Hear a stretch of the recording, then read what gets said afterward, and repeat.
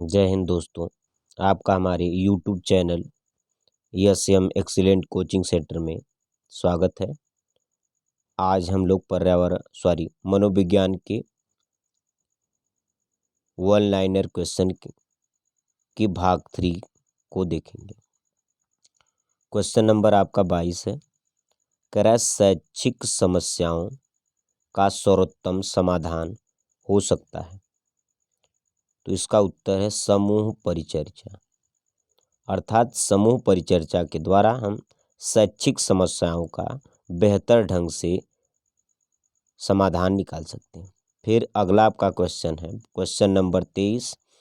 कह रहा है स्थानांतरण में सामान्यीकरण का सिद्धांत किस शिक्षा मनोवैज्ञानिक ने प्रस्तुत किया। तो आपका आंसर हो जाएगा C.H. जूड। यानी C.H. जूड के द्वारा ही स्थानांतरण सामान्यीकरण का सिद्धांत दिया गया था। अब हमारा क्वेश्चन नंबर जो है 24 है। कह रहा है 24 में मस्तिष्क द्वारा अपनी स्वयं की क्रियाओं का निरीक्षण किस विधि द्वारा किया जाता है। तो आपका आंसर हो जाएगा आत्मनिरीक्षण विधि द्वारा। फिर क्वेश्चन नंबर आपका है 25। कह रहा है निर्देशन का अर्थ है। क्वेश्चन नंबर 25 कह रहा है निर्देशन का अर्थ है। तो इसका उत्तर हो जाएगा छात्रों को अपनी समस्या सुलझाने हेतु सहायता देना। अब क्वेश्चन नंबर आपका जो है नेक्स्ट क्वेश्चन 26 कह रहा है यदि किसी जटिल कार्य को केवल एक पक्ष पर ध्यान दिया जाए और दूसरे पक्ष की उपेक्षा की जाए तो पठार बन जाता है कथन है। तो आपका है आंसर हो जाएगा स्टीफेस का। अब आपका क्वेश्चन नंबर 27 है। कह रहा है शिक्षा के उद्देश्य का वर्गीकरण किया है B.S. ब्लूम ने। B.S. ब्लूम के द्वारा ही शिक्षा उद्देश्यों का वर्गीकरण किया गया। क्वेश्चन नंबर 28 है। कह रहा है सीखने को प्रभावित करने वाला तत्व नहीं है। तो आपका है सौंदर्यानुभूति। सौंदर्यानुभूति जो है वह सीखने को प्रभावित नहीं करता है। अब आपका क्वेश्चन नंबर जो है 29 है।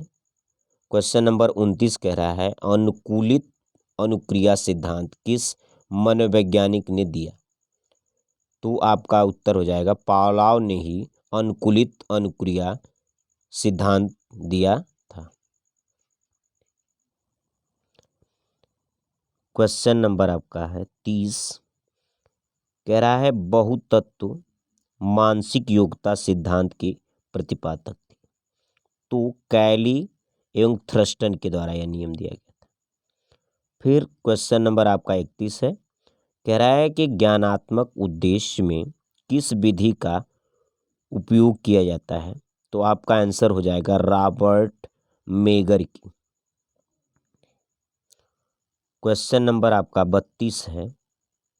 योग निर्धारण विधि का प्रतिपादन किसने किया। फिर से क्वेश्चन सुन लीजिए। कह रहा है योग निर्माण विधि का प्रतिपादन किसने किया। तो आपका आंसर हो जाएगा लिकार्ट।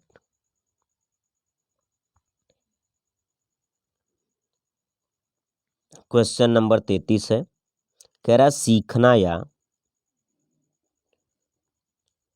सीखना या अधिगम आदतों ज्ञान और अभिवृत्तियों का अर्जन है। यह कथन किसने दिया।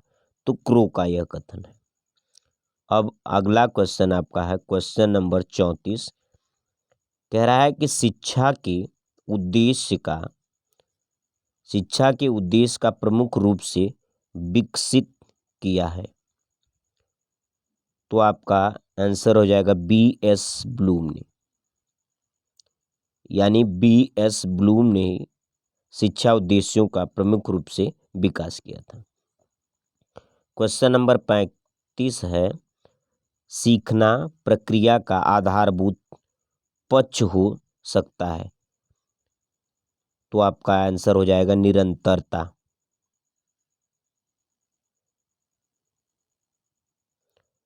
क्वेश्चन नंबर आपका 36 है, समूहगत्यात्मकता सिद्धांत की प्रणेता थे। तो आपका आंसर हो जाएगा कुर्ट लेविन। क्वेश्चन नंबर 37 कह रहा, वह कौन सा चक्र है जिसमें सीखने के आरंभ में सीखने की गति तीव्र होती है तथा क्रमशः मंद हो जाती है। यानी स्टार्टिंग में जो सीखने की गति होती है तेज होती है और फिर धीरे धीरे क्या होती है, मंद होना शुरू हो जाती है।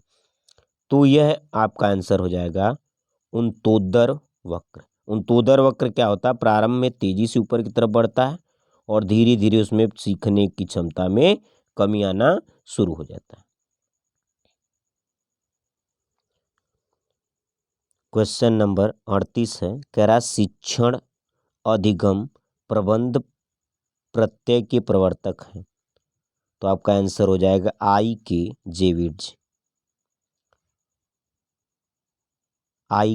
डेविज। फिर क्वेश्चन नंबर आपका है 39 कह रहा अनुभव और प्रशिक्षण द्वारा व्यवहार में परिवर्तन लाना ही अधिगम या सीखना है। यह कथन किसका था? तो इस कथन को गेट्स के द्वारा दिया गया था। क्वेश्चन नंबर आपका 40 कह रहा है पूर्णकार। क्वेश्चन नंबर 40 है, पूर्णकारवाद के जन्मदाता हैं। तो आपका आंसर हो जाएगा वर्दीमर। कह रहा है टालमैन ने अधिगम के कितने प्रकार बताए हैं? तो टालमैन द्वारा अधिगम के 6 बताए गए प्रकार। क्वेश्चन नंबर आपका 42 है, कह रहा है कि जिस विधि से किसी प्रकरण का निदान करना होता है वह क्या कहलाता है? तो आपका आंसर हो जाएगा केस स्टडी विधि। अगला क्वेश्चन नंबर जो है 43 कह रहा है पुनर्बलन के सिद्धांत का प्रतिपादन किसने किया? कह रहा पुनर्बलन के सिद्धांत का प्रतिपादन किसने किया? तो चिकित्सात्मक विधि और पुनर्बलन का सिद्धांत जो है C.L. हेल के द्वारा दिया गया था। क्वेश्चन नंबर आपका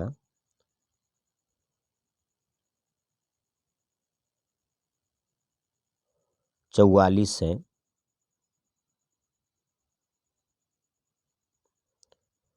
क्वेश्चन नंबर 44 है और कह रहा है कि ईगो सुपर ईगो की अवधारणा के जन्मदाता तो फ्रायड द्वारा दिया गया था। नेक्स्ट क्वेश्चन है 45 कह रहा है आत्मनिष्ठा का दोष पाया जाता है। तो इसका आंसर हो जाएगा निरीक्षण विधि में। क्वेश्चन नंबर आपका है 46 कह रहा है जब सीखने की प्रक्रिया में गति का एक समान रहती है, जब सीखने की क्रिया में प्रगति एक समान रहती है तो कौन सा वक्र प्रकट होता है? सरल रेखीय वक्र। यानी जब उसमें कोई परिवर्तन नहीं होगा तो जो वक्र बनेगा एकदम सीधी रेखा में जाएगा। तो यानी आपका जो वक्र बनेगा वह सरल रेखीय वक्र के रूप में बनेगा। क्वेश्चन नंबर 47 है, कह रहा है कि पुनरावृत्ति का सिद्धांत करने वाला तत्व नहीं है।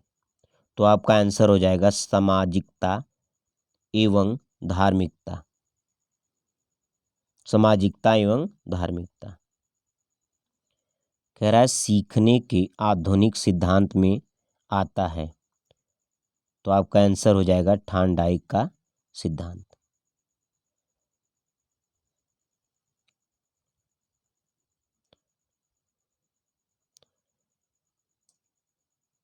क्वेश्चन नंबर जो है आपका 49 जो है 49,